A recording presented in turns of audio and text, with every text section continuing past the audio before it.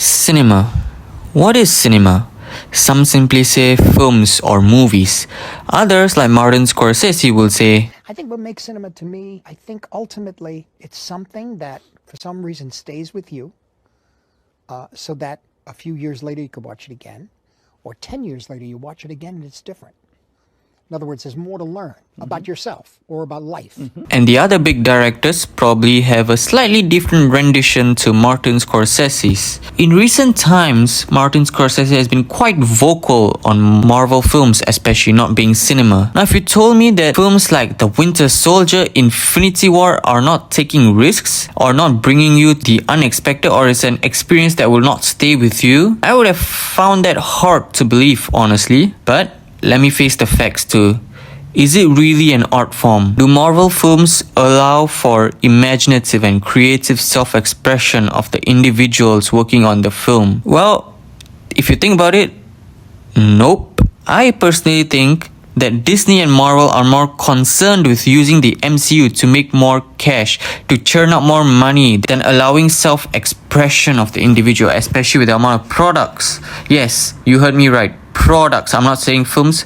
Products that they are churning out. And now a few of their recent products are more focused on pushing an agenda rather than telling a good story. And some of them just straight up suck. Their next upcoming film, The Marvels, is told to be wacky by the director herself. From the trailers we got, I believe this film is going to be what she said, and it's going to be painfully mid. Judging by the title of this video, you will know that I'm going to talk about big budget franchises. So I don't want to talk about the MCU only. I want to expand this as well to other big budget franchises. We might be witnessing the steady decline of the kind of films that Hollywood made so much money on in the past, that they decided to pump out more of these more frequently, and even thought they can push an agenda and it might work. Yes, I'm staring at you, Kathleen Kennedy, and Marvel as well, especially in Phase 4. Of course, you're talking about the MCU, DCEU. Sayonara to the DCU is gone forever. Star Wars. Good job, Kathleen Kennedy. You screwed up one of cinema's most iconic character. Transformers, the third and the fourth film made over $1 billion. How? How is that even possible? And their latest film, Transformers Rise of the Beast, is their least successful film in the box office. Look, it's still successful, but there's a huge gap to the amount of money that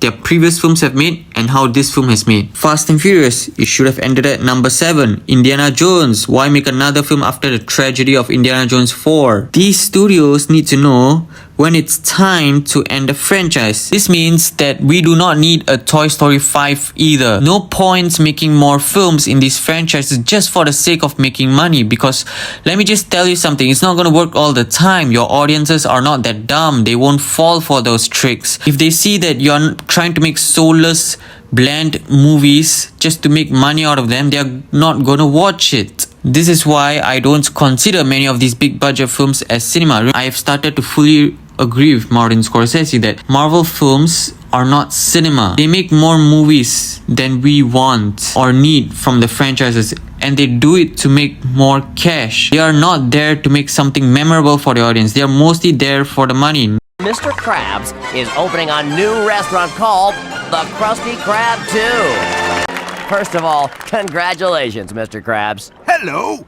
I like money. What inspired you to build a second Krusty Krab right next door to the original? Money. Not much for self-expression of the individual in these films. Just thick stacks of money. Whereas cinema is different. They allow for the self-expression of the artist making these films. And we are noticing a change this year. The 3 highest grossing films, the 3 of them of this year, they are not part of a big budget franchise. They are standalone films. Yes, they have existing fan base, whether it's history or people who used to play with the doll or people who used to play games on them, Nintendo games. They are films where you can feel the passion for the project rather than just making money. They are films where the artists who made them want to express themselves. Whether it's a love for a video game they played or a character study of a man who had no choice and created something dangerous, and now he's chained to a rock and tortured for eternity.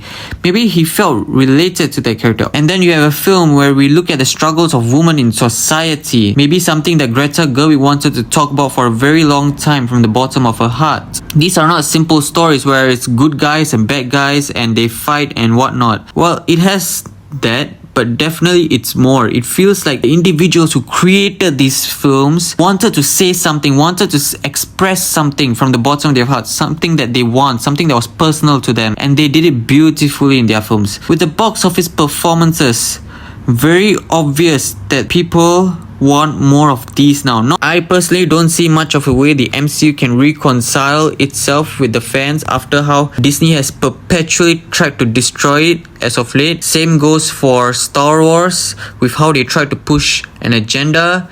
The box office for Fast and Furious films and Transformers films don't look good. Indiana Jones film just stopped. We don't need another film anymore. And I'm not going to say every single film of this category, big budget franchises, are doing horribly. I'm not going to say that because let's face the facts. Guardians of the Galaxy 3 did do very well at the box office and it was great. So Guardians of the Galaxy Volume 3 was one of the few rare gems among the big budget franchises where the artist that made that film, James Gunn, really wanted to say something from the bottom of his heart, and I appreciate that, but many films don't. That's all I have for this video. If you like the video, click the like button. If you want to see more, subscribe to my channel, and see you guys next time. You guys are always the best.